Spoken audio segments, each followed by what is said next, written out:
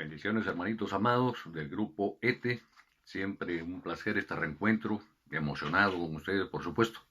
Bendiciones, hermanita Úrsula, Madeleine, Petronila, Vicentina, Lucrecia, Marjorie, María Teresa, Antonia y el hermano querido Leonardo.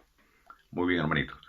Oremos como es nuestra costumbre y como debemos hacerlo cada reencuentro. Señor amado, te damos gracias, Señor, por lo que obraste esta semana a nuestro favor, Señor, por la provisión, por la salud, por la paz, porque nos has librado de toda adversidad y nos sostienes aquí, Señor, con fe para continuar los estudios.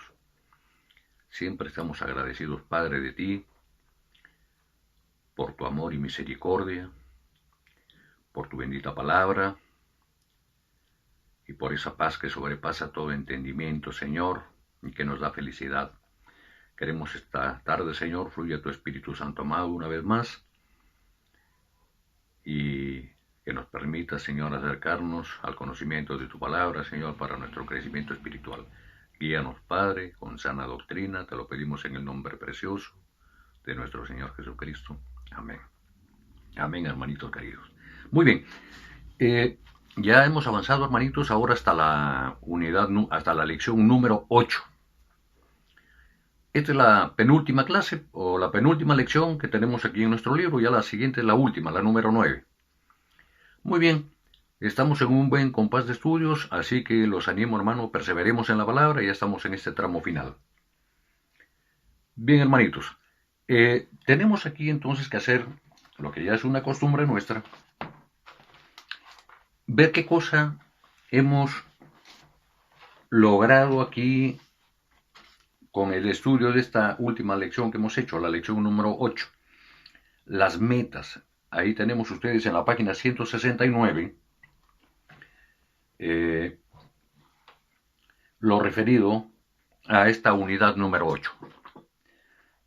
El tema de la lección 8a es Felipe, la misión a Judea y Samaria. La lección 8b, Felipe y el etíope, la evangelización personal, que está en Hechos 8. Y la lección 8c referida a Ananías y Saulo, que es en el libro de los Hechos, también en el capítulo 9. Hermanos, tenemos que hacer un esfuerzo por concentrarnos en el estudio de la palabra, nuestro principal libro, que es la Biblia. Ya capítulos 8, 9 y 10. Tenemos que ir así en ese avance para que sea un estudio bastante sólido. Muy bien, hermanos. Entonces, dice acá, de los 5 puntos que tenemos en la unidad 8. Primero dice, ¿qué hemos aprendido? A completar un resumen sobre el crecimiento de la iglesia en Jerusalén, Judea y Samaria. Además, podrá señalar quién fue responsable de ese crecimiento y quién predicó el evangelio a los samaritanos. Ante todo, tenemos que tomar para este estudio el fundamento, el versículo bíblico referido a este tema de la evangelización. Nosotros estamos aquí en este esfuerzo y vamos a honrar la palabra, que dice el libro de los Hechos, capítulo 1, versículo 8, para recordarlo, hermanitos, ya para concentrarnos en esta lección. Dice, pero recibiréis poder cuando haya venido sobre vosotros el Espíritu Santo, y me seréis testigos en Jerusalén, en toda Judea, en Samaria, y hasta lo último de la tierra. Esto fue lo que el Señor Jesucristo nos indicó aquí está en el capítulo Hechos, la promesa del Espíritu Santo, ¿no? Y exactamente en el capítulo de la ascensión del Señor Jesús, la ascensión a los cielos. Entonces, en este versículo en el que acabamos de leer, en el versículo 8, ahí está exactamente lo referido a esta lección. Me seréis testigos en toda Jerusalén. Por supuesto, en toda Jerusalén. En Hechos 8.1 dice, a la muerte de Esteban, recordamos el tema, cuando estos sucesos tan dolorosos de la muerte de este primer diácono, ¿no es cierto?, Esteban, el plan del Señor para el crecimiento de la iglesia en Jerusalén se había cumplido, pero por supuesto, hagamos memoria, hermano, de lo que ocurrió. Estaban los discípulos atendiendo a las viudas, a las judías, y a las judías griegas, ¿no es cierto? Entonces, bueno, ellos se habían detenido en la predicación por este esfuerzo por atender a las viudas. Pero movidos por el Espíritu Santo, tuvieron que optar por convocar a los hermanos, ¿no es cierto?, para que se nombrasen los 7 diáconos que atendieran las mesas y ellos pudieran dedicarse pues al mandato del Señor Jesucristo, ¿no es cierto? Ellos ya habían sido llenos, por supuesto, del Espíritu Santo. Recordemos el Pentecostés. Y muchos de los diáconos estaban llenos del Espíritu Santo. Y la gran multitud que ya, porque era muy importante la cantidad de cristianos en ese momento. Y ahí se eligieron a los 7 diáconos, ¿no es cierto? A Esteban, a Felipe, a Prócoro, Pármenas, Timón, Nicanor, Nicolás, los 7 diáconos. Entonces, a la muerte de Esteban, recordemos el testimonio de Esteban antes de su muerte, ese relato maravilloso que hace desde Abraham, Moisés, toda la descendencia mesiánica, ¿no? Y les enrostraba a los judíos, a los incrédulos, a los que, según ellos escudriñaban las palabras, no haber tenido al Señor Jesucristo, de acuerdo a las Escrituras, al Mesías prometido, y no lo reconocieron. Entonces, les enrostraba esto Esteban a los judíos, y por supuesto esto desató la ira de ellos, ¿no? Y acabaron con su vida. Muy bien, entonces el propósito era que ya la misión, de acuerdo al plan del Señor, ya se había cumplido ahí en Jerusalén. Ya la gran mayoría había sido evangelizada, ¿no? Había muchos creyentes. La segunda parte, ahora viene, eh, de acuerdo siempre al capítulo 8.1, ¿no es cierto?, del libro de los Hechos que hemos seguido, viene la predicación en toda Judea y en Samaria. Esa es la segunda parte, ¿no es cierto? La predicación en Judea y Samaria. A la muerte de Esteban viene la gran persecución contra los cristianos. Recordemos que a la muerte de Esteban, el relato bíblico nos muestra que quienes quienes lapidaban, quienes mataban a pedradas a Esteban, habían dejado las ropas a los pies de Saulo. Y esto tiene que ver, esto es un hecho muy importante porque vamos a ver lo que va a ocurrir, ¿no es cierto?, respecto a la conversión de Saulo posteriormente. Saulo en este momento es el gran perseguidor. Un judío creía que, formado en el fariseísmo, y pensaba que la mejor manera de obrar para con Dios era perseguir a los cristianos. Él ignoraba realmente lo que había ocurrido, ignoraba ya la presencia del Mesías ahí en Jerusalén. No estuvo él personalmente en Jerusalén en los tiempos del año de pasión del Señor Jesucristo. Entonces, bueno, se desató a raíz de la muerte de Esteban la gran persecución contra los cristianos. Y este es el inicio, ¿no es cierto?, del desarrollo de la segunda parte, que viene a ser la predicación en toda Judea y Samaria. Porque, ¿qué ocurre? Fueron perseguidos todos los cristianos y salieron despavoridos a refugiarse en las provincias de la periferia de Jerusalén, ¿no es cierto? Y bueno, pero eran perseguidos, pero por supuesto ellos tenían la misión de predicar a donde llegasen. El Espíritu Santo está moviéndose ahí y guiando a los discípulos del Señor y a todos los creyentes para que se cumpla ese segundo propósito del Señor de la predicación en Judea y en Samaria. Muy bien, entonces tenemos aquí que Felipe, que es el tema importante aquí, es quien inicia la nueva misión hacia las provincias de Samaria y Judea. Recordemos que hay un pasaje bíblico, ¿no es cierto?, donde estando Felipe en Jerusalén, es movido por el Espíritu, ¿no?, y Dios le indica que vaya a esa parte de Gaza donde estaba pasando ahí el etíope, ¿no es cierto? Ya esta historia la han leído ustedes, porque ahí está, además en el manual, está en nuestra Biblia el relato, ¿no? Y el etíope es un eunuco que es el ministro de Economía de la reina Candace, de ahí de este rico país de África, ¿no es cierto? Y se acerca y le predica, ¿no es cierto? Que hay una enseñanza maravillosa que la vamos a ver más adelante. Entonces, Felipe es quien inicia, como dice hace un momento, la misión hacia las provincias de Judea, de Samaria y Judea. Comenzó su ministerio en Jerusalén y recordemos pues que también era uno de los que servían a las mesas ahí con los demás diáconos, ¿no es cierto? Aquí haremos una breve reseña sobre la historia del odio entre los judíos y samaritanos, porque es muy importante. Recordemos que siempre en el conocimiento de lo que el Señor nos enseña en su palabra, nos ha hecho notar que siempre había un resentimiento ahí entre los judíos y los samaritanos. ¿Cuáles eran las razones básicas?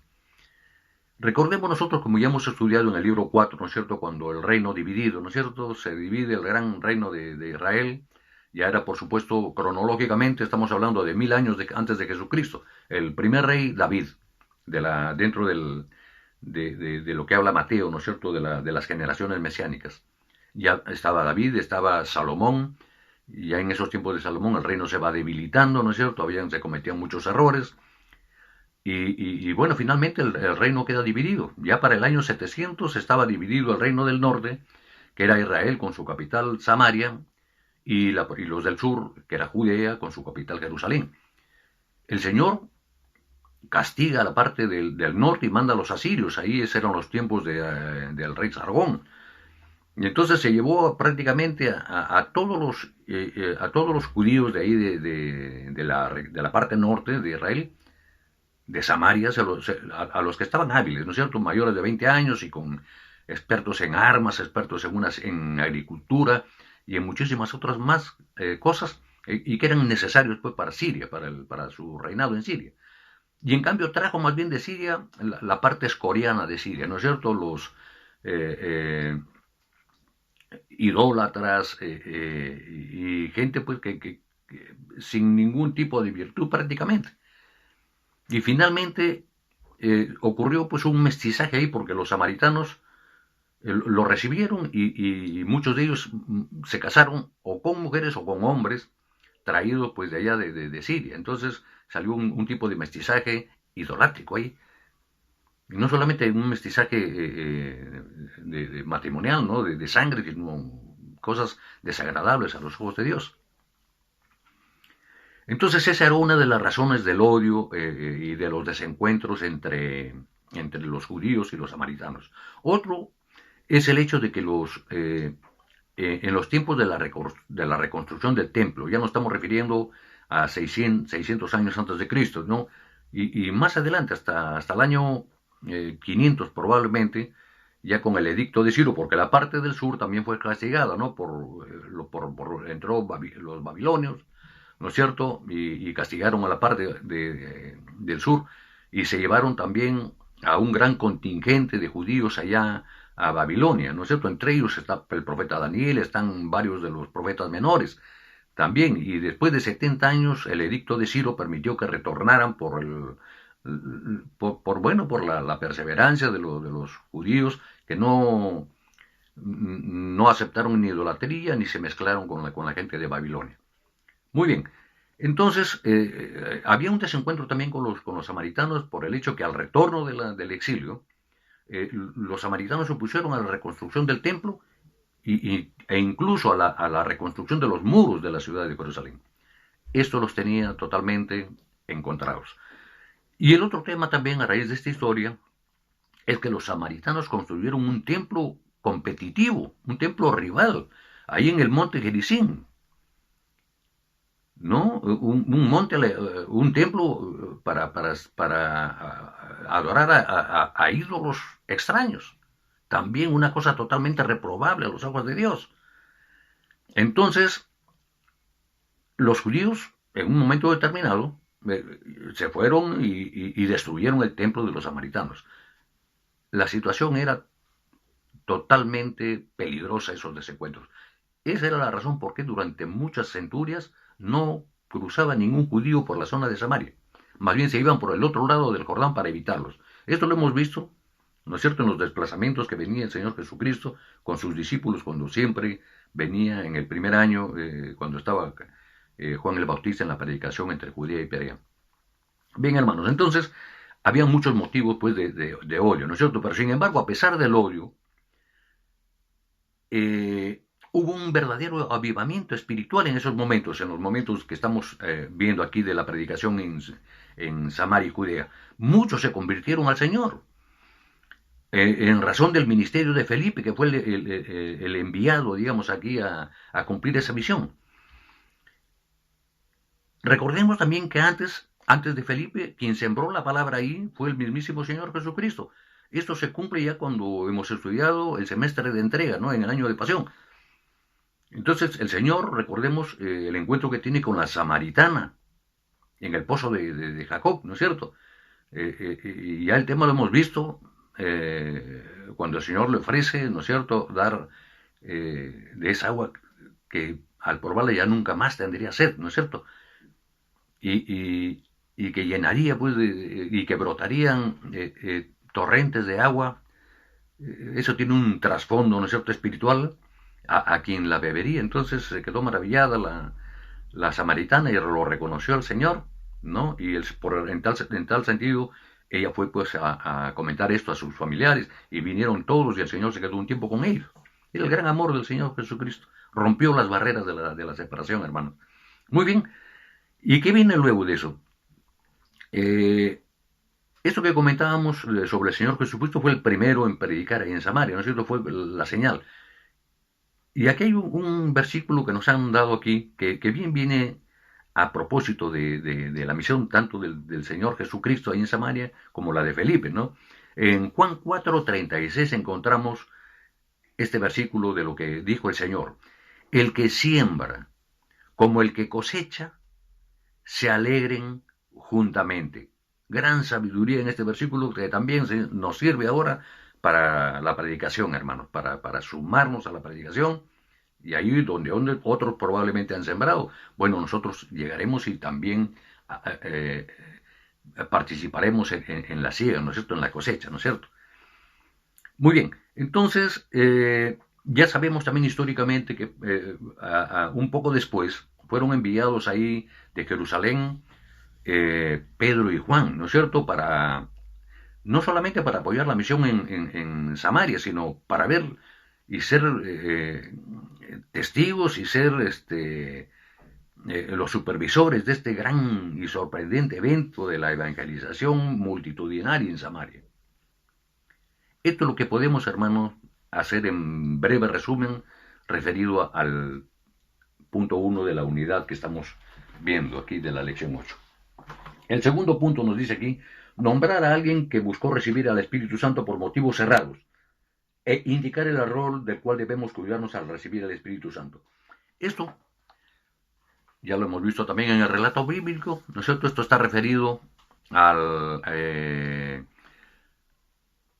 un personaje llamado Simón el Mago. Esto nos trae a reflexión una cosa muy importante. Desgraciadamente, no todos los samaritanos quisieron recibir al Espíritu Santo por motivos correctos, ¿no?, de la forma que el Señor les había enseñado. Este Simón, el mago, aunque se bautizó, no lo hizo con un propósito sincero y cometió dos tremendos errores, terribles errores. Primero, quiso usar el Espíritu Santo para su propio prestigio. Ya él había, antes de su bautismo, le había mentido a la población, les decía que él hacía estas grandes cosas que hacía porque le venía el poder de Dios y realmente los estafaba. Entonces, este mago, pues, siempre el dinero, pues, los mantiene ahí siempre tentados, las ambiciones, ¿no es cierto? Entonces, además que seguramente tenía un problema de ego, quería ser un personaje muy reconocido, pero de estas formas era imposible. Entonces, gran error, usar el Espíritu Santo para su propio prestigio, para su propia fama. Y otro error también muy grave, que quiso comprarlo con dinero, porque así se lo había ofrecido a Felipe y a los otros discípulos. Entonces, este es un ejemplo que debemos tomarlo para cuidarnos nosotros. ¿Qué podemos sacar? ¿Qué podemos colegir para nuestro bien? Que la verdadera plenitud del Espíritu Santo nunca hace que un creyente quiera ser más importante que sus hermanos. Eso debemos evitarlo, hermano. Alardear o pretender estar por encima de los demás hermanos. Debemos, hermanos, ser humildes, como el Señor nos quiere humildes. Y el Señor no vino para ser servido, vino a servir. La humildad, hermano, de lavar los pies de los discípulos, grandes enseñanzas. Que ni el orgullo espiritual, ni la vanidad, hermano, ni la vanagloria de nuestros dones espirituales que hemos recibido puedan ser usados o puedan llevarnos a los errores de Simón el Mago. Esto es un pecado muy serio a los ojos de Dios, hermano. Debemos considerar esto, por favor. Debemos pedir, porque así nos enseña las Sagradas Escrituras y así nos enseñó el Jesucristo, que debemos siempre pedir la llenura del Espíritu Santo, hermano, para alejarnos de esas tentaciones. Todos los días, sea como sea tu costumbre, en la mañana o en la noche, pedir siempre la plenitud del Espíritu Santo para poder cumplir con la misión que el Señor Jesucristo nos ha encargado, hermano. Mateo 28, Hechos 8, 1. Entonces, Efesios 15, 18, Efesios 5, 18 también nos da esta enseñanza sobre la llenura del Espíritu Santo. Ahora en el punto 3 tenemos, dice, utiliza el ejemplo de Felipe y el etíope en Hechos 8, o el de la mujer samaritana en Juan 4, que ya ustedes lo conocen, para ilustrar los 9 principios que hay que seguir en la evangelización personal. Para esto ya tenemos que recurrir aquí al resumen que tenemos en la página número 190. ¿Y de qué trata esto? En la página 190 tenemos ahí al detalle los 9 principios básicos, que son, al detalle, ser guiados por el Espíritu. O sea, en el punto 1 dice, un ángel del Señor habló a Felipe, que fuera ahí a Gaza, ¿no es cierto?, para que lo encontrara al eunuco. En el punto 2 dice, estar atento a los que están preparados. El punto 2 dice, había venido a Jerusalén a adorar, se refiere al eunuco, y el eunuco leía la profecía de Isaías. El punto 3 de los principios básicos, establecer un contacto amistoso. Mire qué gran enseñanza. En el punto 3 del manual dijo, pero ¿entiendes lo que lees?, le preguntaba Felipe al eunuco. En el punto 4, comenzar una conversación que interese a la otra persona. Obviamente, Felipe empezó por donde estaba leyendo el libro de Isaías, este eunuco, ¿no es cierto?, que decía sobre la venida del Mesías. En el punto 5, establecer un diálogo que hable, es decir, que hablen ambos, propiciar un diálogo, ¿no?, que no sea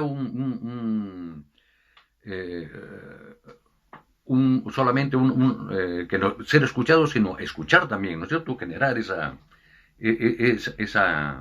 ese diálogo realmente, ¿no es cierto?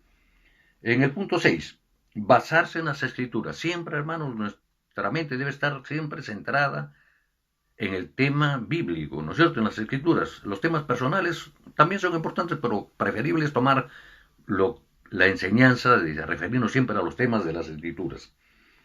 En el punto